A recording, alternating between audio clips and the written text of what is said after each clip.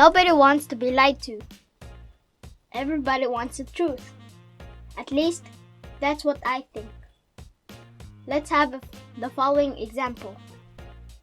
So, let's make is cute equals capital letter T, true. We just made a variable is cute and gave it a value of true. Capital letter T with no double quotes. So let's put a print here. Double quotes, then are cute question mark. Then let's put the is cute here. Then let's run our lesson. Are we cute? True. There is also the opposite of true. Let's put is angry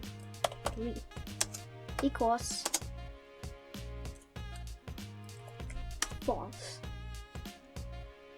Let's print are we angry question mark. Then let's test it. Are we angry? False. We can also use them in math.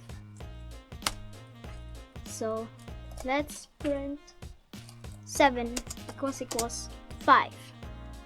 Let's run it. False. Let's press enter.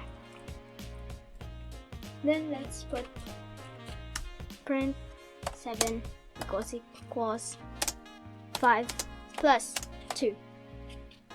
Let's play it. True. More examples in the next video.